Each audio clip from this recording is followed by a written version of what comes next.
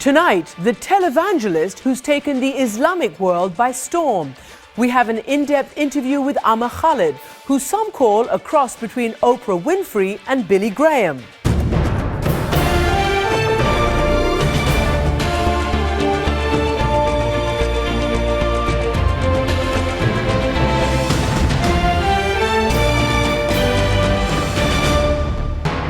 Good evening, everyone. I'm Christiana Manpour, and welcome to our program. He's an Islamic preacher with a mission to build bridges between East and West and between young and old. His name is Khalid, and his message that Islam can be modern has made him a talk show sensation in the Middle East, which has the youngest population in the world. 60% of the people there are under 25 years old. Khalid reaches them by harnessing the power of satellite television to deliver a vision of tolerance and change to Islamic youth. But it doesn't sit well with some Arab leaders, and he was banned from preaching in Egypt in 2002. In a moment, we'll speak to Khalid, but first, CNN's Ben Wiedemann brings us the power of his TV reality show from Cairo.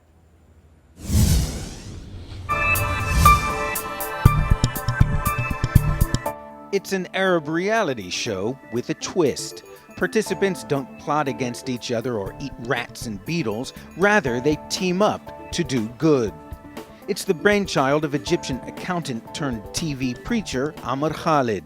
Mujaddidun, Arabic for renewers or revivers, chose 6 young men and women out of 250,000 applicants from across the Arab world. In each show, they're given 72 hours to address what ails their society. In this episode, they've been assigned to help the unemployed in Amman, Jordan, find jobs. No small task, Khalid warns. Governments and international organizations don't know how to solve this complicated problem, he says. Just imagine if young people could change this equation. 2 teams, 1 male, 1 female, coach job seekers on how to present themselves and how to handle interviews. Egyptian journalist Ithar al-Katatne led the women's team. It's not that it's a religious renaissance, it's everything. It can be cultural, social, it's the whole get off your butts and do something. Go do something to change the world. Not everyone here wants you to get off your butt, however. The show strikes a sensitive chord in the Arab world where most regimes care more for self-preservation than the public good. Critics say the regimes don't really want young people to take the initiative because if they did, they might change their regimes themselves. Which explains why a few years ago, Khalid left Egypt because of government restrictions on his activities. His message of faith, modernity, and activism has caught on with the region's young and restless. That Islam isn't just about do this, do that, do this, do that. This is wrong, wrong, wrong, wrong, wrong. Haram, haram, haram. Hijab, hijab, hijab, and this is it. No, they promote more how you should treat your neighbors, how you should deal at work, how you should, very contemporary kind of like Muslim lifestyle.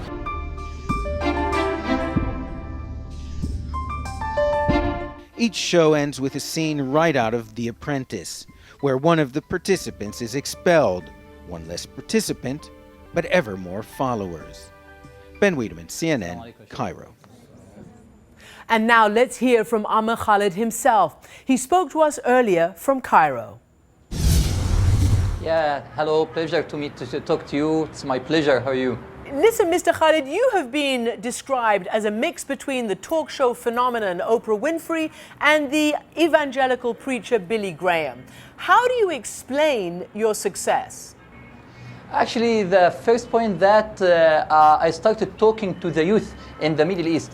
As you know, youth in the Middle East, unfortunately, the last 10 years, last 20 years, nobody listened to them. Nobody talking to them. There is no dialogue between the people and the youth, between the media and the youth. I started this. I started talking to them, listen to them. Look how can we make the gap between the media and the youth. How can we find what is their problems? How can we solve these problems? Okay. How can we find jobs for them, for the unemployment issue? How can we talk about the faith? to encourage and to motivate the youth to do something good for their countries, for themselves. This is what I did. I actually started going to them, to their clubs, to play football with them, going to their universities, talking to them, listen to them, and this is started that they find that someone can respect us. This is a very important point. The statistics show that there is something like 60% of the population in the Middle East and the Arab world under the age of 25. And a UN report says that some 40% only are employed, which is way behind the international average. So what are their problems, and what do you hope to achieve for the group who you're targeting, the 20 to 30-year-olds? Actually, you are right. What you said, this is the statistics is right. So that I started, how can we find solutions for these problems? For example, 2-3 years ago, I started to ask the youth, please send me your dreams for your countries after 20 years from now. This was the first step. They sent me, you cannot imagine, around 700,000 dreams. They sent these dreams in 26 sectors. And they said, we want to do this and this and this and this. So that I started with them. Let's start with the priorities of your dreams. What is the priority of your dreams? You know, the first priority was we need jobs. We need to start to find jobs. The third steps, I said to them, okay, let's find how can we give training courses for you for the microfinance projects, and how faith can encourage you to do this microfinance projects. What are you telling them about faith, and how does a reality show or your evangelical preachings on television help them in today's world and with today's challenges? Yeah, we started a program called Mujaddidun. It's like reviving our another word, life makers. We started this program in the television with 16 of the youth as a role model for the youth.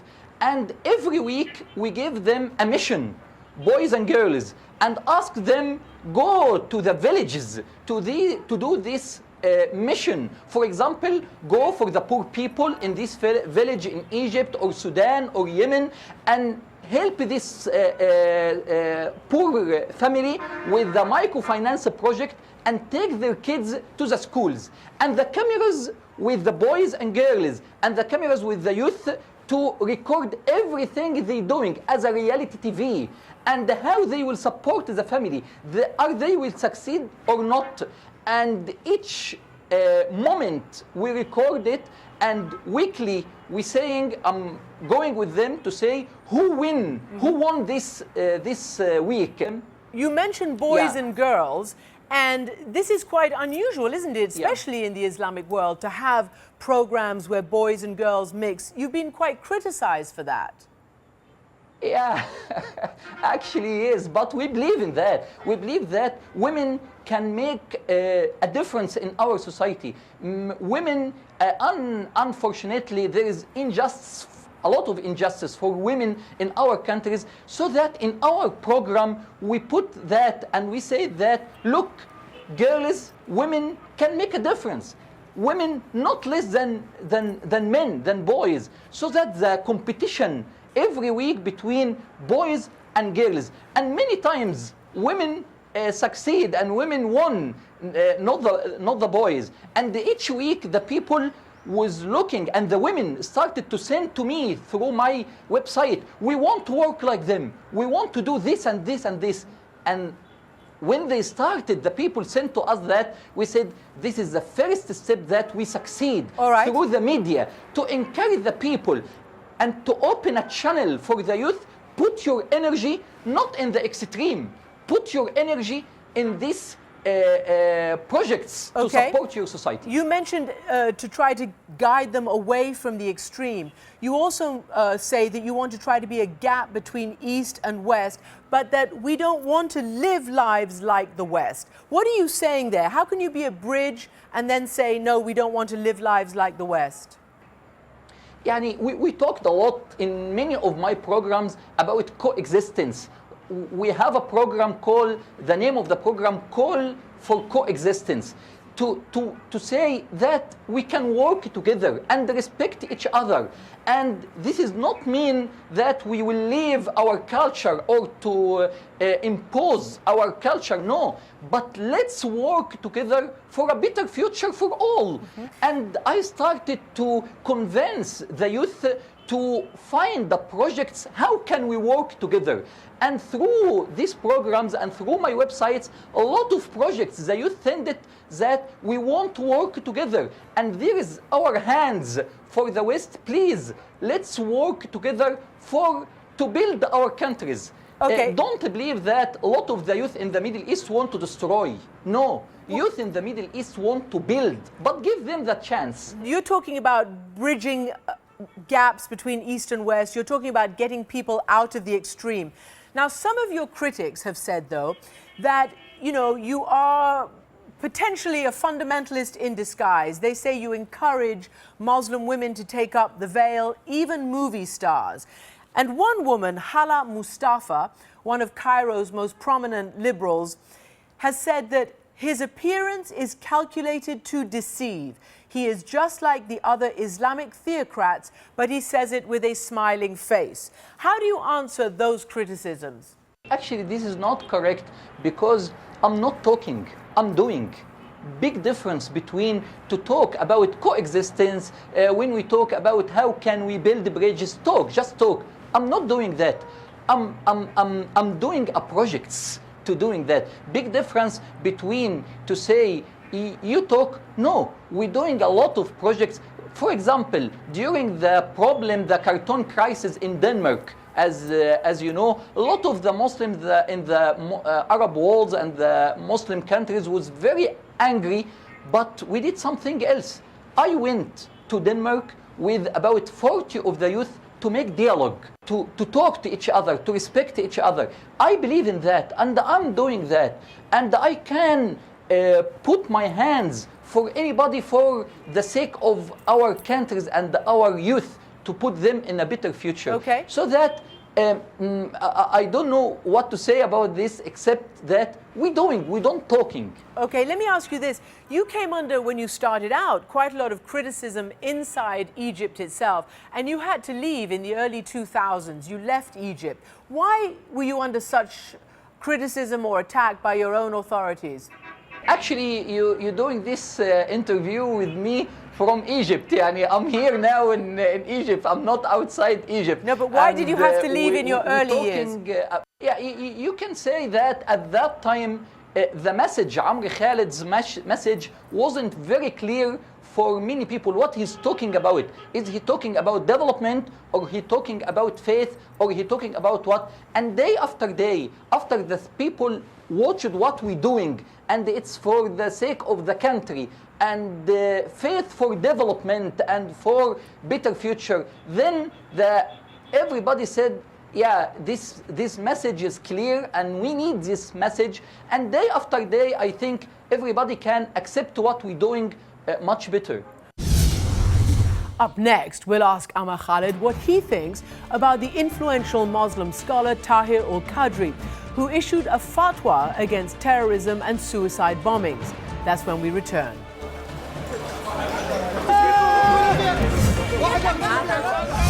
Any good intention or any mistake of foreign policy of any country or any pretext cannot legalize the act of terrorism.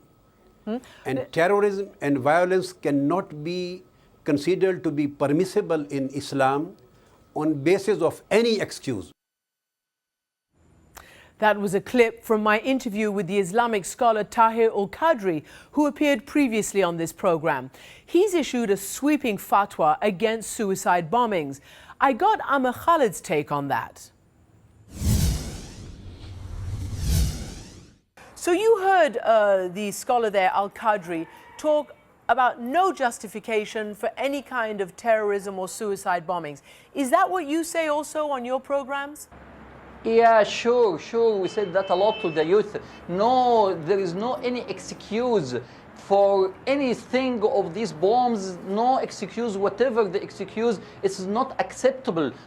It's not acceptable not for us, it's not acceptable in Quran, it's not acceptable in Islam, it's not acceptable for our faith, for our religion, not acceptable at all. So we believe in that, and we're saying that, and we believe that because we believe in Quran. Quran said we created you in different colors, different religions, different to exchange the benefits against each other, so, to extend the good things between you and the others. So what do you tell your program about the Taliban, or indeed about Osama bin Laden? One of the things Osama bin Laden has said is that we should fully understand our religion, that fighting is a part of our religion, and our Sharia. Those who love God and His Prophet and this religion cannot deny that. What do you tell your audience about what Osama bin Laden is saying? Let me tell you something first, very interesting, Christine, that who talking on behalf of Muslims and saying this is what Islam? This is a very important point. Who's talking on behalf of Muslims? I claim that I'm talking on behalf of 1.4 million youth give me they explain and they send me their opinion about that they want to build their countries. They send me something like that in 2007. We want to build our countries, 1.4 million. So when you ask me what you are talking to the youth about, they don't believe in that. They believe that they want to build, not to want to destroy. I don't need to explain and to convince the majority of the Muslims youth about you have to build, not destroy. They believe in that. They're doing that. They just want someone to support them, to give them hand to build. So I don't need to start to convince them.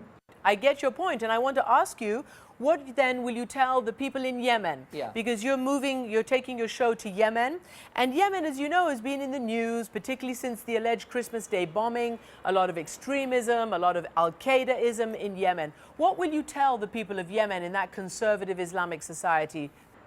Actually, I'm not going, especially in Yemen, I'm not going to tell the people, I'm not going to talk. I'm going to make projects, microfinance projects, and I'm going to get a lot of youth as volunteers to support the poor families in Yemen for microfinance projects.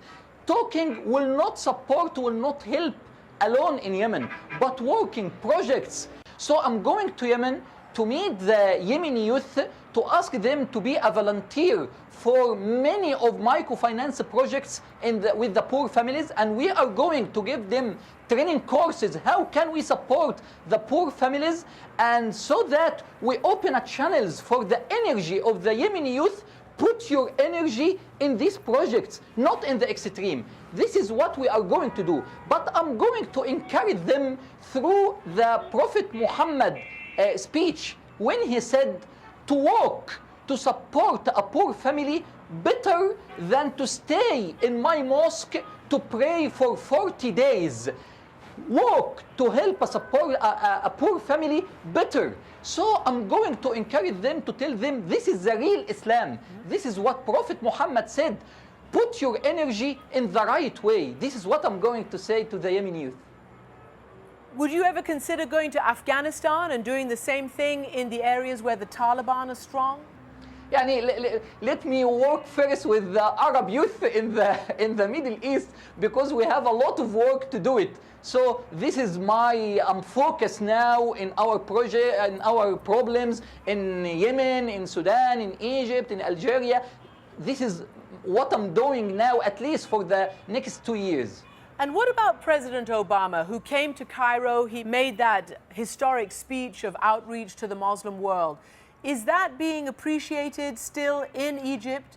Actually, to be honest with you, when President Obama came to Cairo and talked to the Muslim world, people, especially youth and women, was very happy, and they found this is a new message, and they found themselves proud about what he said, and it was like a guide, and we were so happy about that. But we need actions. يعني after this speech, many of the youth talked to me and said through internet, through websites, through Facebook, that what after? We need something concrete, we need something solid. After we agree about what he said, but we need actions in our countries. What does the youth feel and hope for the next round of elections in Egypt? Do they think there'll be anybody different than somebody who's handpicked by President Mubarak? Actually, very difficult to talk about the issue of Egypt at the same now, because I think that nothing is clear yet. Nothing is clear, and till now, youth don't understand what the rule, what can they do, what is the situation, what the government or the media, or what we need of them. Nothing is clear till now, so unfortunately I have no clear answer about this question. Do you think Mr. al-Baradei, Mohammed al-Baradei, stands a chance? Will he become somebody who runs for office? Do the youth think that's a good idea? And again, I will give you the same answer. Nothing is clear yet, so no answer will be clear about this matter. And finally, Mr. Khalid, what are the hopes of the youth? Are they hopeful for their future? And what is your vision of a future in Egypt and in the Arab and Muslim world? And to be honest with you, unless we give the youth a very clear vision and projects and find a solution for the unemployment issue, less hope will be in the next 5 years. I'm optimistic, but this is a situation. Believe me, Arab and Muslim youth is ready to build, is ready to be in a good relation with the world around us. Don't believe that they want to destroy. Don't believe that all of them is very, want to put bombs or something like that. This is not clear. I am with them. I'm between them. They want to build, but give them the chance. Give them, support them. This is what I'm thinking about the future of the Arab youth. Mr. Amr Khalid, thank you so much for joining us from Cairo. Thank you, thank you.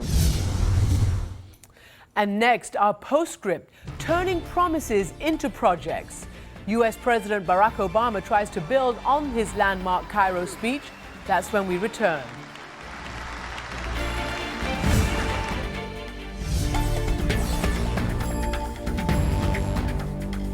And now our postscript. We've just heard a great deal from Amr Khalid about bridging divides. And now the US President Barack Obama is pursuing his vision of a new beginning with the Muslim world by hosting a conference of more than 250 entrepreneurs, most of whom will come from Islamic countries. He's fulfilling a promise that he made in that speech in Cairo last June. I will host a summit on entrepreneurship this year to identify how we can deepen ties between business leaders, foundations, and social entrepreneurs in the United States and Muslim communities around the world. And the US is hoping that it will help not only the Muslim world, but also US security and trade. And turning to a very different side of Muslim life, go to our website and check out the colorful swimsuits on Turkish catwalks. That's at amanpour.com. And that's it for today. We'll be back tomorrow with an exclusive interview with Thai Prime Minister Apisidwe Chachawa. Until then, catch our program whenever you like on amanpour.com/podcast. For all of us here, goodbye from New York.